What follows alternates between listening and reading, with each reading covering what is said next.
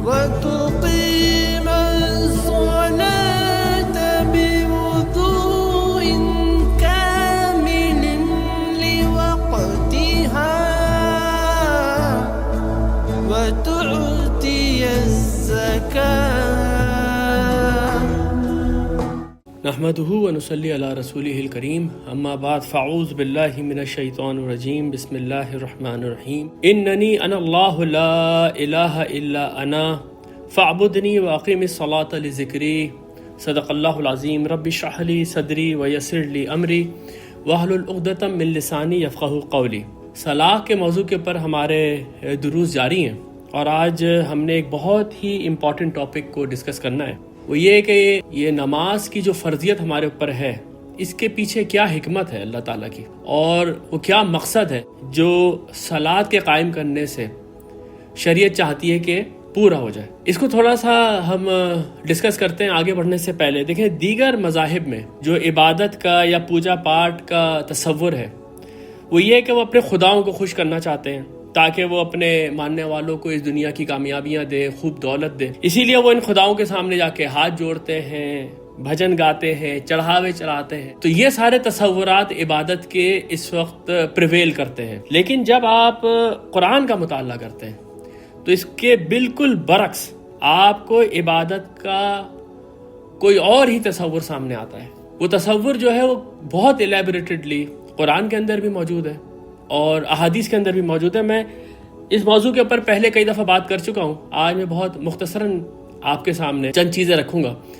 دیکھیں عبادت کا جو مقصد قرآن ہمیں بتاتا ہے وہ سورۃ الذاریات کے اندر اللہ تعالیٰ نے مینشن کیا ہے کہ وما خلقت الجن والانس الا لیعبدون، کہ میں نے نہیں تخلیق کیا جنات کو اور انسانوں کو لیکن یہ کہ وہ میری عبادت کریں.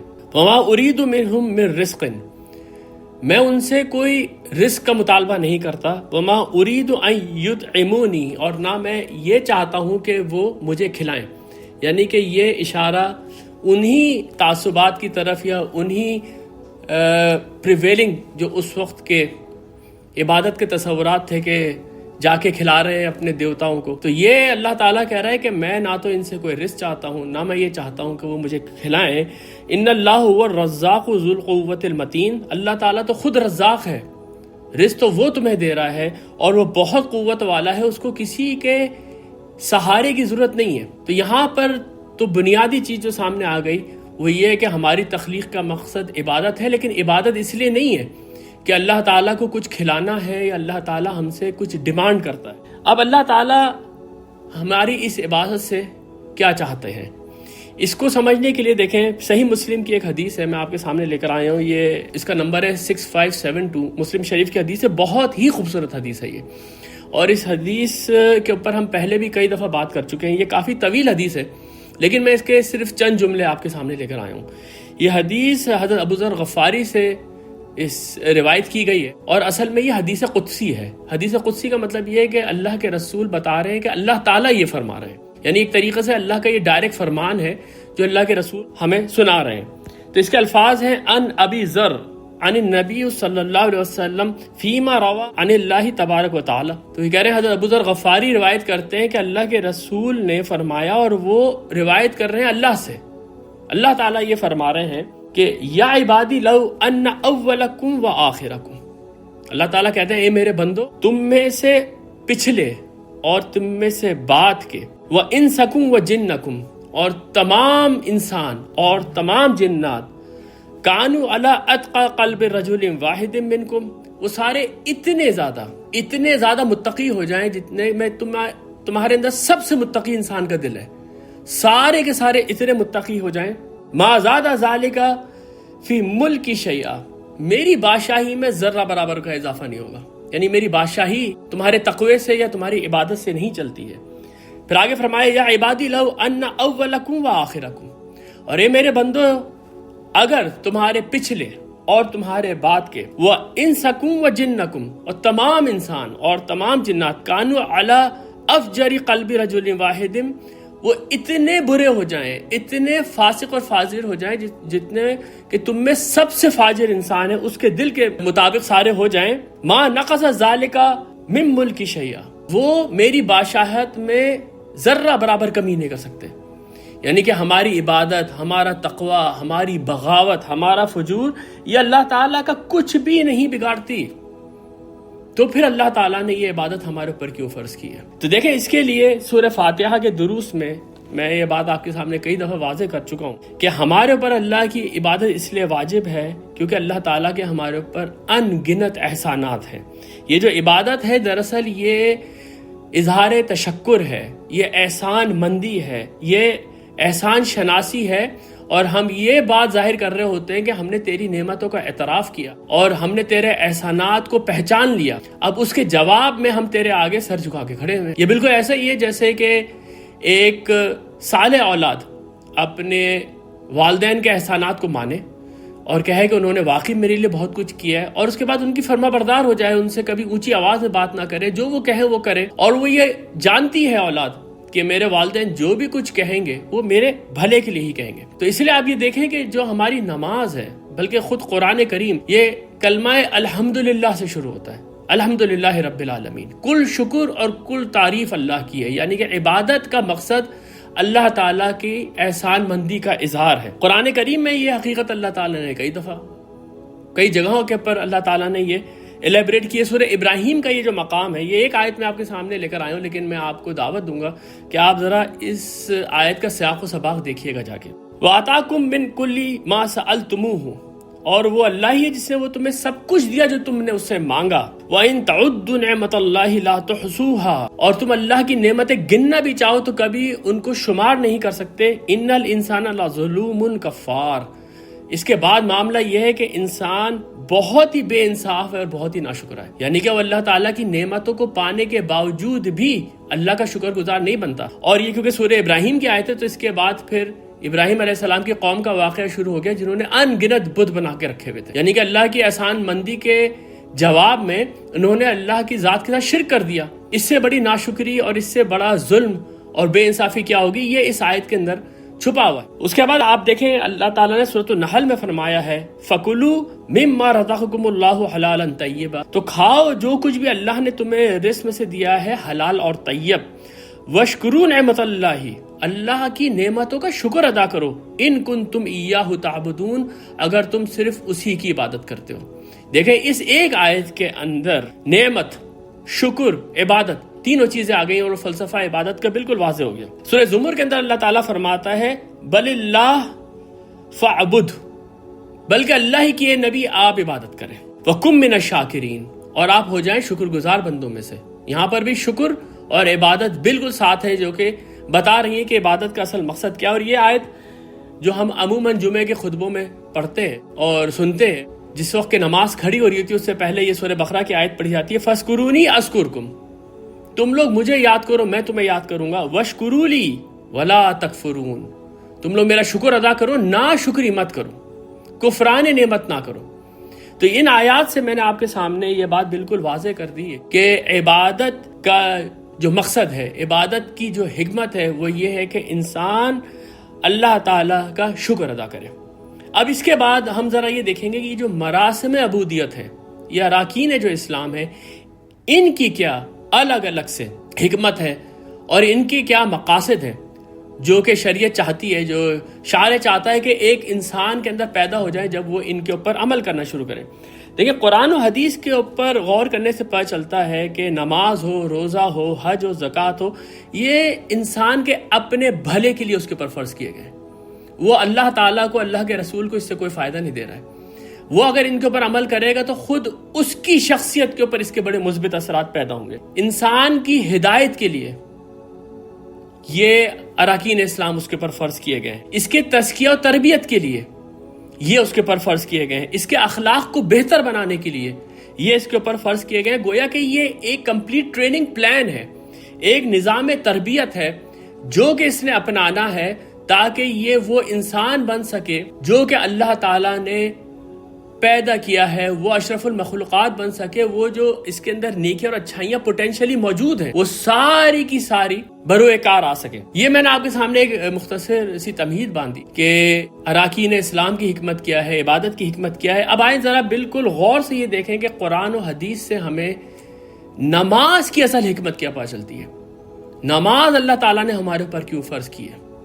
ظاہر سی بات ہے کہ اللہ تعالیٰ کو کچھ اس سے چاہیے تو نہیں، لیکن ہمارے اندر کیا تبدیلی آ جائے، کس قسم کے اوصاف ہمارے اندر پیدا ہو جائے، ان کے لیے قرآن ہماری کیا رہنمائی کرتا ہے۔ لیکن سب سے پہلی چیز وہ آیت جو میں نے آپ کے سامنے تلاوت کی وہ یہ ہے کہ نماز کی اصل حکمت اللہ کی یاد ہے۔ اللہ کی یاد سے کیا مراد ہے، یہ اس کو تھوڑا میں آپ کے سامنے ابھی رکھتا ہوں۔ یہ سورہ طٰہٰ کی آیت میں نے آپ کے سامنے پڑھی تھی، اننی انا اللہ لا الہ الا انا۔ اس آیت کے اوپر بھی میں بہت تفصیل سے بات کر چکا ہوں جب ہم نے بسم اللہ الرحمن الرحیم کا درس یہاں پر کیا تھا، کہ یہ پہلی ملاقات ہے اللہ کی موسیٰ علیہ السلام سے، اور یہ واقعہ وہی ہے جب آپ واپس جا رہے ہیں مدین سے اپنی فیملی کے ساتھ مصر کی طرف، تو راستے میں آپ کو ایک جگہ کے اوپر آگ نظر آتی ہے، وہاں جاتے ہیں تو پہلا خطاب یہ اللہ تعالیٰ کا، یعنی کہ یہ وہ وقت ہے جب کہ آپ کو نبوت سے سرفراز کیا جا رہا ہے، فرسٹ ڈائلاگ، اور اس وقت اللہ تعالیٰ فرماتا ہے کہ میں ہی ہوں میں۔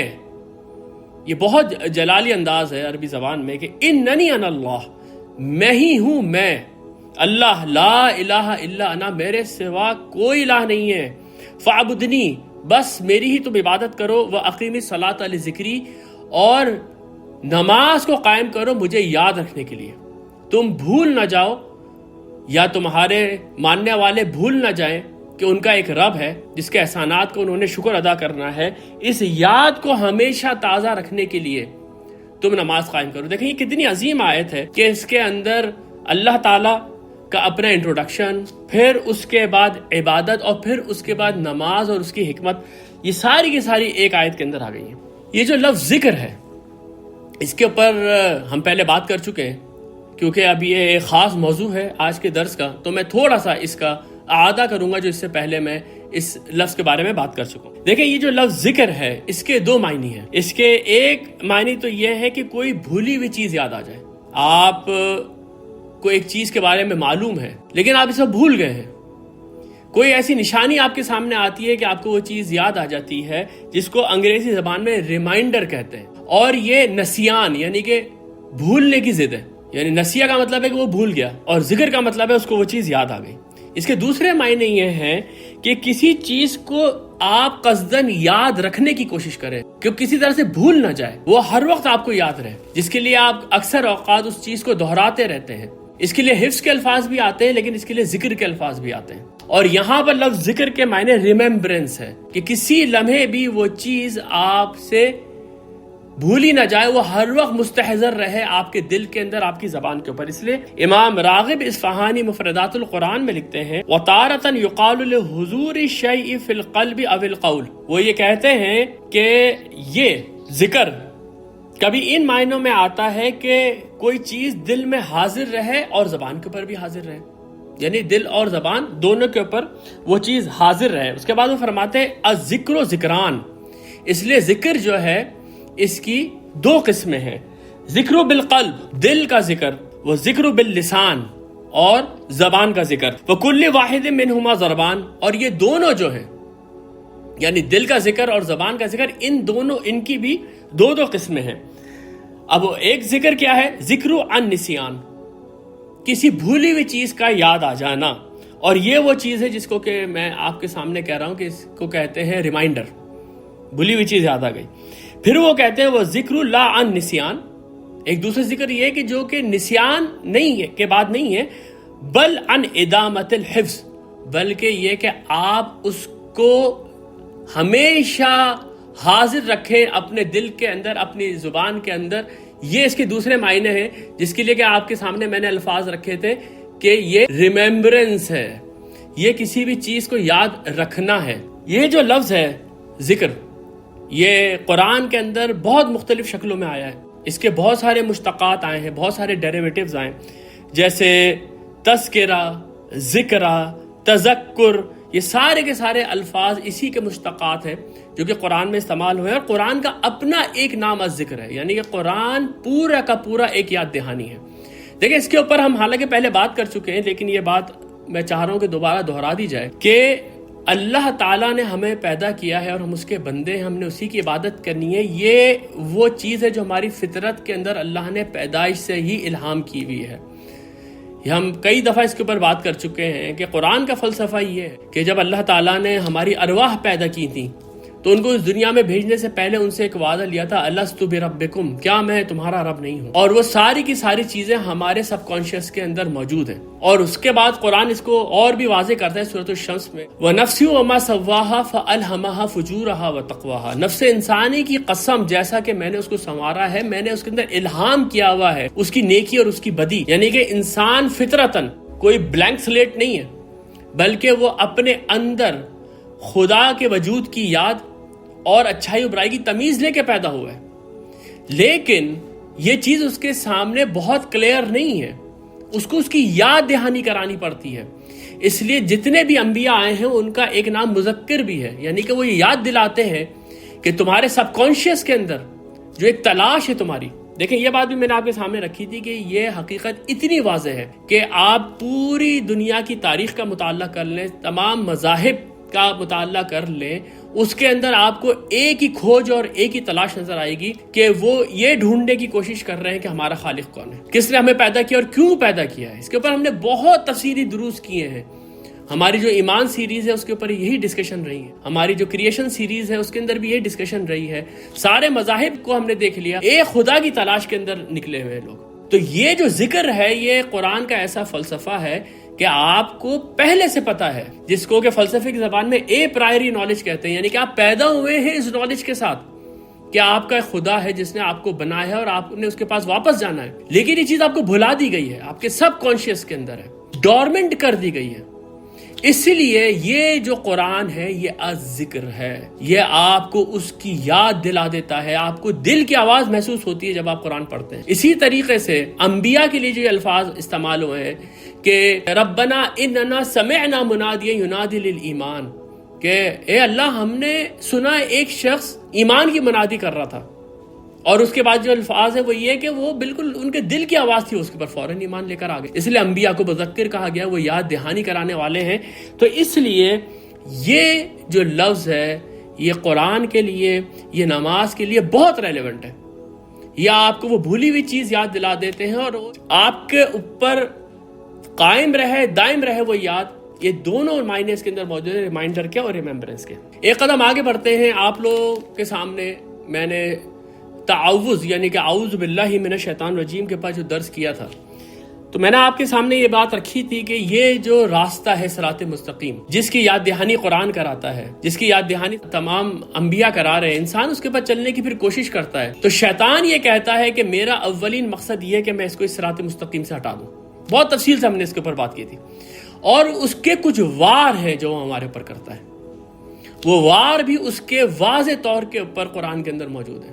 قرآن کو اگر ہم پڑھیں تو ایک ایک چیز جو شیطان کا وار ہے، جو ہمارے بچاؤ کی تدبیریں ہیں، وہ ساری کی ساری اس کے اندر بالکل کلیئرلی ہے، کوئی ڈھکی چھپی چیز اس کے اندر نہیں ہے. جو اس کا وار ہے وہ یہ ہے کہ وہ آپ کو غفلت اور نسیان میں مبتلا کر دیتا ہے. آپ بھول جاتے ہیں اس بات کو کہ آپ اس دنیا میں کیوں آئے ہیں اور اس دنیا کی عیاشیوں کے اندر ہم لگ جاتے ہیں. پھر وہ آپ کے دل میں جگاتا ہے دولت کی اور دنیا کی محبت. میں زیادہ سے زیادہ دولت حاصل کر لوں، میری سکسیس یہ ہے کہ میں کتنی دولت جمع کر لیتا ہوں، کتنے گھر بنا لیتا ہوں.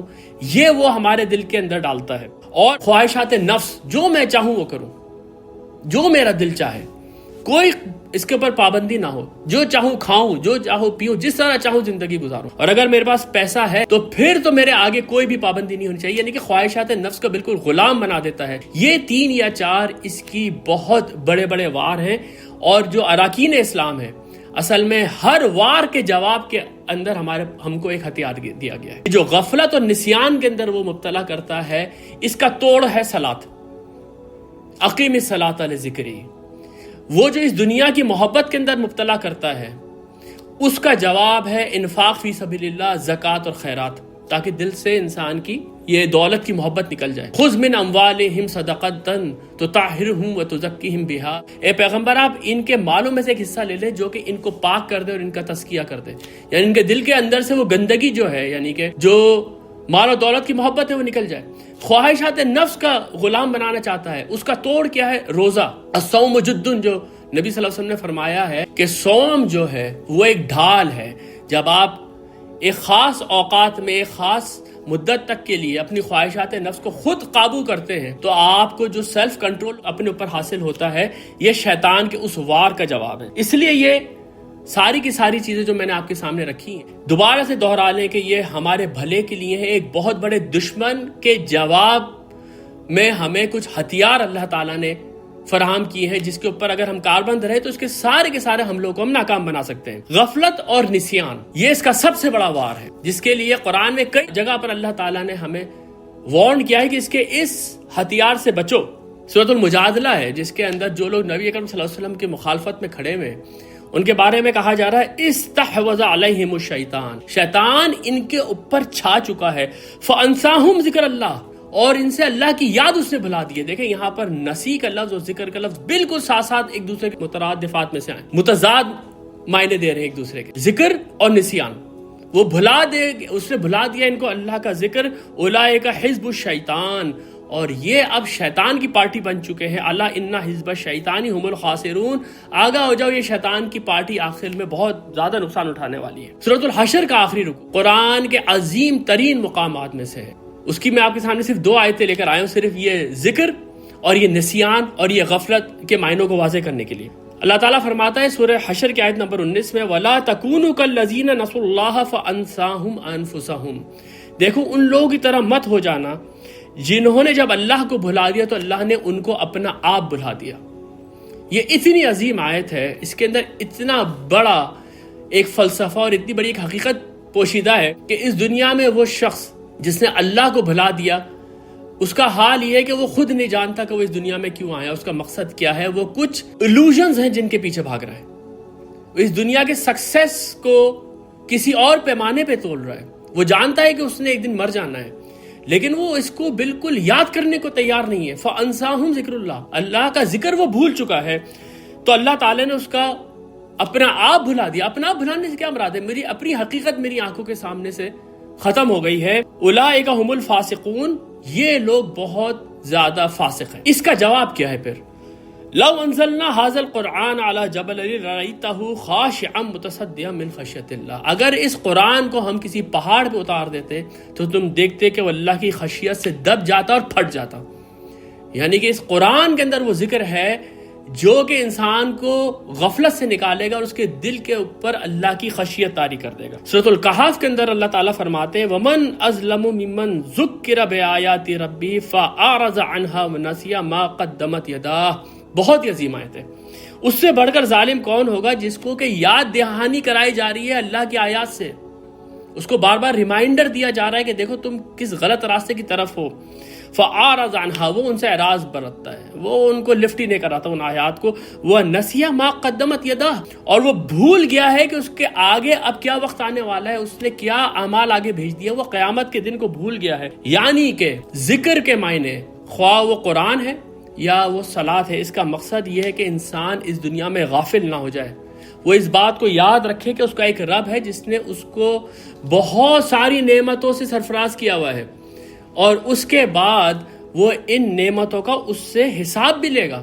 وہ قیامت کے دن ایک ایسا وقت مقرر کرے گا، ایک ایسا عدالت برپا کرے گا جس میں کہ وہ سارے لوگوں سے حساب لے لے گا ان نعمتوں کا جو کہ اس نے ان کو دی ہیں. اب یہ جو میں نے آپ کے سامنے سورہ طٰہٰ کی آیت رکھی تھی جس سے پہلی ملاقات ہے اللہ سے حضرت موسیٰ علیہ السلام کی، اس آیت کو میں تھوڑا سا آگے تک پڑھتا ہوں. آپ دیکھیں وہ کتنی عظیم آیت بن جاتی ہے. موسیٰ علیہ السلام سے اللہ تعالیٰ مخاطب ہے اننی انا اللہ لا الہ الا انا، میں ہی ہوں، میں اللہ، نہیں ہے کوئی الہ میرے سوا. فاعبدنی، پس تم میری ہی عبادت کرو. واقیم الصلاۃ لذکری، اور نماز قائم کرو میری یاد کے لیے. ان الساعۃ آتیۃ، یقیناً آخرت کی گھڑی آنے والی ہے. اکاد اخفیہا، میں چاہتا ہوں کہ میں اس کو چھپا کے رکھوں. لتجزی کل نفس ما تسعی، تاکہ ہر نفس کو بدلہ ملے جس کی اس نے کوشش کی ہے. اتنی یہ عظیم آیت ہے کہ آپ یہ دیکھیں کہ اس میں قیامت کا مقصد، اس کے چھپا دینے کا مقصد، اور یہ کہ انسان کو وہی ملے گا جس کا اس نے کوشش کی. یہ ساری کی ساری باتیں ایک ہی جگہ کے اوپر آ گئی. اس لیے سورۃ البقرہ میں فرمایا گیا ہے، یہ پھر نماز کی ایک حکمت ہے جو ہم آگے چل کے تھوڑے اور واضح طور پہ پڑھیں گے. وَاسْتَعِينُوا بِالصَّبْرِ وَالصَّلَاةِ، تم لوگ مدد مانگو نماز سے اور صبر سے. وَإِنَّهَا لَكَبِيرَةٌ إِلَّا عَلَى الْخَاشِعِينَ، یہ نماز جو ہے یہ بڑا بھاری کام ہے. پوری زندگی ہر روز 5 وقت کی نماز آسان نہیں ہے، یہ بہت بھاری کام ہے، الا علی الخاشعین، سوائے ان کے جنہوں نے خشیت اختیار کی ہوئی ہے، جنہوں نے اللہ کو پہچان کے اس کی عظمت کا جو ہیبت ہے اپنے دل کے اوپر طاری کی ہوئی ہے۔ اب یہ خاشعین کون ہیں؟ الذین یظنون انہم ملاقو ربہم، یہ وہ لوگ ہیں جن کو اس بات کا گمان ہے کہ وہ اپنے رب سے ملاقات کریں گے، وَأَنَّهُمْ إِلَيْهِ راجعون، اور وہ اس کی طرف لوٹائے جائیں گے۔ یعنی کہ نماز آپ کو اس بات کی یاد دہانی کراتی ہے کہ آپ کا ایک رب ہے، آپ کو اس نے پیدا کیا ہے، اس نے آپ کو لامتناہی ان گنت نعمتوں سے نوازا ہے، اور پھر وہ آپ کو مرنے کے بعد اٹھائے گا۔ تو یہاں پر جو پہلی حکمت میں نے آپ کے سامنے نماز کی بیان کی وہ ہے اقیم الصلاۃ لذکری، نماز قائم کرو اللہ کی یاد کے لیے اور قیامت کے دن کی یاد دہانی کے لیے کہ تمہیں ایک دن اللہ تعالیٰ کے سامنے پیش ہونا ہے۔